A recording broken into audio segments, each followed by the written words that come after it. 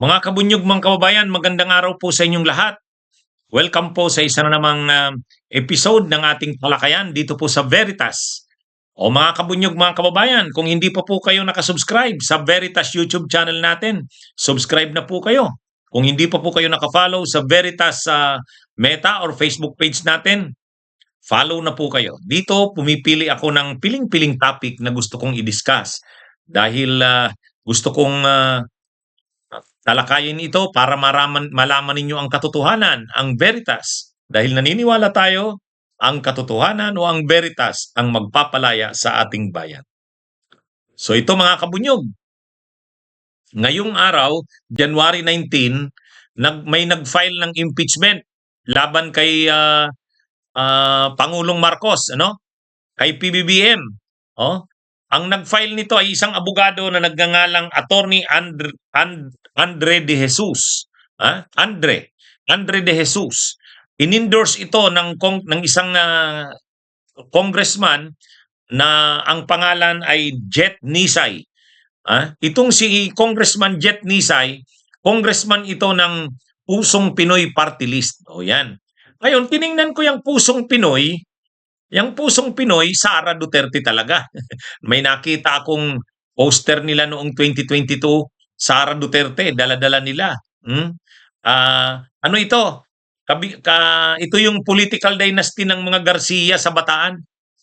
Tao nila itong si Nisay. Kasi itong si Jet Nisay, councilor ito ng Balanga, Bataan. Kaya tao ito ng Garcia. Kaya mga Garcia yata identified sa Duterte. O kaya DDS ito. Kaya lang, yung abogado na nag-file, si Attorney Andre De Jesus, ang lumalabas, nung palang naalala nyo, grabe yung mga sinasabi ni Glenn Chong laban kay Lisa Araneta. Yung mga paninira ni Attorney Glenn Chong, yung DDS na abogado. Ang ginawa ng may isang abogado na parang kinampihan si Lisa Araneta, nag-file ng disbarment ni Glenn Chong.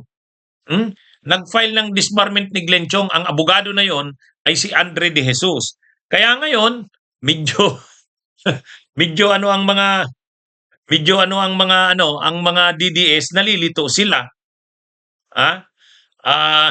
Nalilito sila kasi susuportahan ba nila itong impeachment laban kay Marcos o hindi? Kung si Pulong ang tatanungin, galit si Pulong, nagwawala. Sabi ni Pulong, wag nyo nga kaming lukuhin. Hindi nyo na maluloko ang sambayan ng Pilipino. Sabi niya, ang mamayang Pilipino. Paano namin papaniwalaan yan? Ang nag-file ng impeachment na yan, abogado na tagapagtanggol ni Lisa Araneta.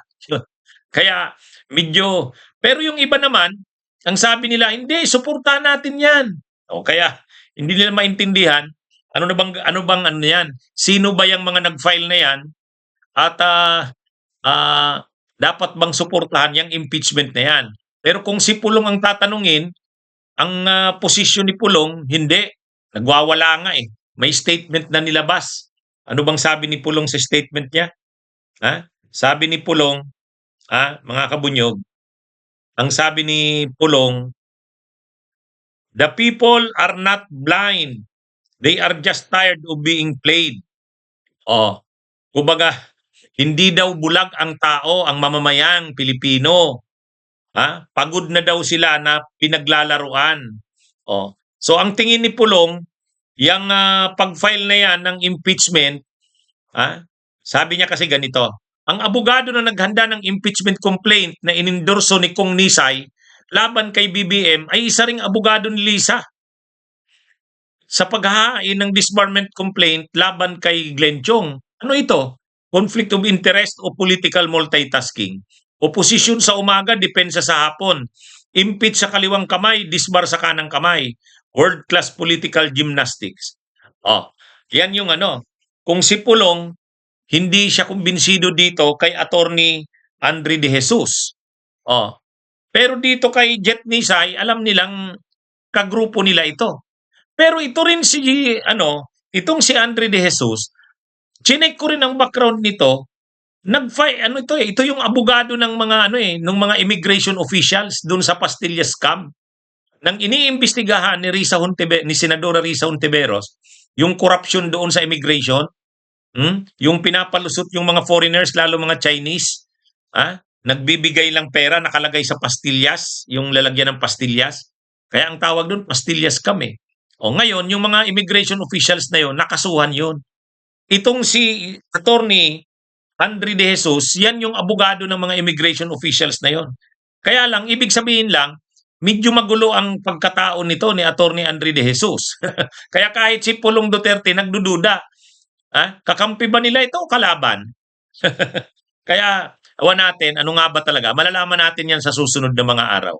Basta't ngayong araw, nag-file ng impeachment complaint itong si Attorney Andre De Jesus. Tapos, in-endorse nito ni Congressman Jet Nisay. Oh. Kaya lang, yun na nga, anong reaksyon ng mga DDS? Ay, nung una, ang reaksyon nila, nagkakaisa sila na, ama yan, kasuhan ng impeachment si Marcos. Oh. Kaya lang, nung nag-release ng statement si Pulong na nagwawala, sabi ni Pulong, wag nyo nga kaming pinagluloko. Ha? Ang mga tao, hindi daw bulag. Ha? Pagod na raw ang tao na pinagluloko. Ha? Kaya para kay Pulong, ito'y panluloko, parang pambubudol. Kaya hindi na tuloy ngayon maunawaan ng mga DDS, nalilito sila. Ano bang gagawin nila? Susuportahan nila itong impeachment laban kay Marcos o hindi? Susundin ba nila yung sinasabi ni Pulong? Pero siyempre, gustong-gusto ng mga DDS, i-impeach na si Marcos. Kaya lang, ang nag-file nga ng impeachment, itong si Attorney Andre De Jesus, si Pulong hindi kumbinsido. Siguro magtatanong-tanong muna ito, sino ba tong Andre De Jesus na ito? Bakit nag-file ito? Sino bang nasa likod nito? Siguro mag-uusap-usap muna yan. Mag-uusap-usap muna yan, aalamin muna yung katotohanan. Sino ba talaga ang nasa likod ng pag-file na yan ng impeachment? Ang inaakusa kasi, ang pinapalabas kasi nila Pulong, parang gawa-gawa rin ito nila Marcos. Gawa-gawa rin ito ng kampo ng administrasyon. Kaya nga sabi ni Pulong, wag nyong lukuhin ang taong bayan. Pagod na ang taong bayan sa kaluloko nyo. Hindi bulag ang tao, sabi niya. So para kay Pulong, sa tingin niya, ano lang ito, maniobra ito ng kampo ni Marcos. Kaya lang, yun ang akusasyon ni Pulong. Pero, ang nag-endorse kasi yung congressman, si Jet Nisay, kakampi nila yan eh. Bakit naman i-endorse ni Jet Nisay kung hindi niya kilala itong si Andre De Jesus? At saka yun na nga, totoo naman na ito daw kasi yung nagkaso kay Glenn Chong para i-disbar. Nung grabe ang mga sinasabi ni Glenn Chong laban kay Lisa Araneta. So parang ang nangyari, dati defender nila Lisa Araneta itong abogadong ito. Tapos ngayon naman kalaban na. Doon medyo nagdududa sila Pulong. Parang hindi buo ang tiwala nila dito. Yan yung lumalabas. Mga kabunyog, mga kabayan. Hindi buo ang tiwala nila dito kay kay Andre De Jesus. Kaya si Pulong naglabas ng maaanghang na salita laban dito. Kaya lang, baka naman may nagpagalaw dyan na kagrupo din nila sa DDS. Hindi lang alam ni Pulong. Yan, malalaman natin yan sa susunod na mga araw. Malalaman natin yan. Si Pulong kasi kaagad-agad nagsalita kontra dyan eh. Kontra dyan kay Andre De Jesus. Hindi, pero yung iba na mga supporters ng DDS, sinusuportahan yung impeachment. May iba rin na sinusuportahan din si Pulong. Kaya lito Lito ang mga DDS kung anong gagawin dyan sa impeachment na yan na finay laban kay PBBM. Pero sa susunod na mga araw, mag-uusap-usap yan. Sino ba talaga yung Andre De Jesus na yan? Ano ba natin yan? Kakampi ba natin yan? O yun, malalaman nila yan. Diyan lang sila makakaposisyon na kung ano ba talaga. Kasi ang duda ni Pulong, tao nila Marcos din yan si Andre De Jesus. Parang nag-file ng impeachment para daw mag-count na yung 1-year bar rule. Kasi kapag itong nag-file ito si Andre De Jesus at in-endorse ni Jet Nisay, ipapasa yan doon sa Justice Committee. Once na mapunta yan sa Justice Committee, mai-refer yan doon, ano na, magka-count na yung 1-year bar rule.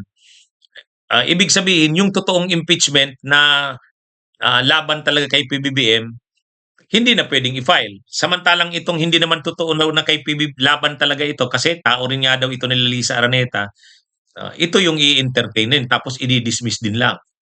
Anyway, abangan natin anong mangyayari talaga dyan.